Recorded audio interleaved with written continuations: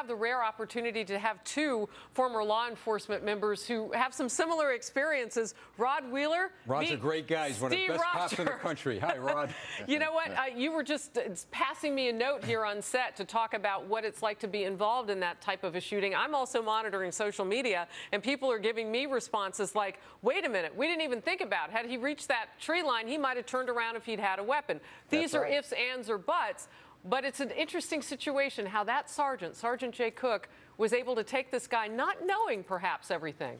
Well, you know, in the 90s, I was involved in a shooting with several police officers. By all means, I thank God there were a lot of officers that were able to come to the scene.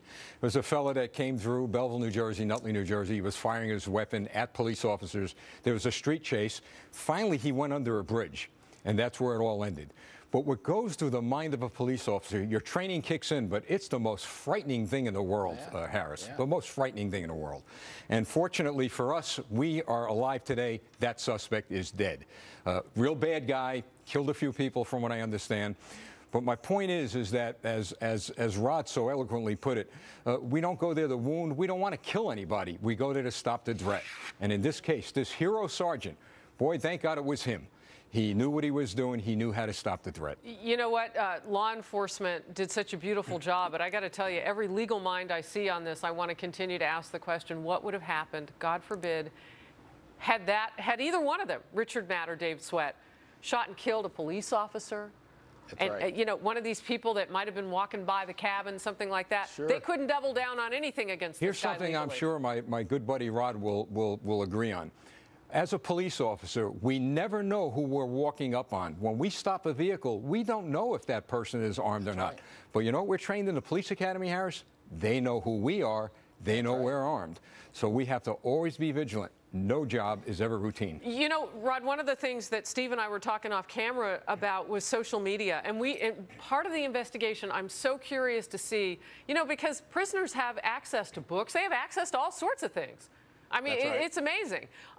Whether or not, you know, you can connect good people online and you can connect evil people online. And whether or not once these guys got out, if they had any sort of, access to people out there who would help them out, who would do just as much harm as they would do. You know, you're right about that, Harris, but I think the investigation is really going to focus in this case with the institution itself. Now, there was 1,400 employees that work at that Clinton institution, and they have some major problems there. I heard you earlier, Harris, talking about where is the warden?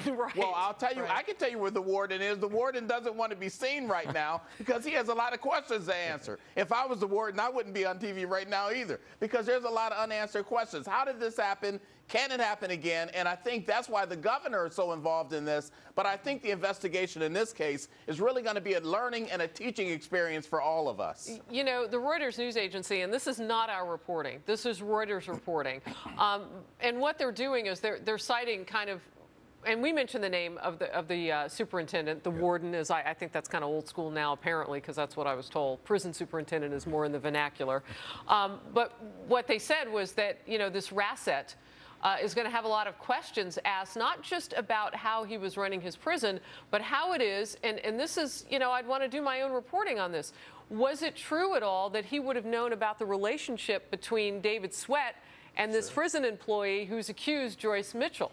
Were there any complaints among other employees and that sort of thing? Those would be the kind of questions that I would think in an investigation would be asked. Harris, here's what enters into the picture now. Supervisory accountability. You're absolutely right.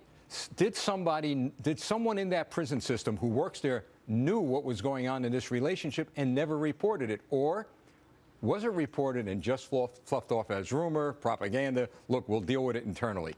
That is the question that has to be answered, and that may lead to a lot more evidence involving this investigation. Well, I know one person, my friend Jeanine Pirro, a judge here in New York for many, many years, has been asking these kinds of questions, and I'm going to get her on the line right after this. We'll continue our breaking news, continuing coverage now of the police shooting and capturing of that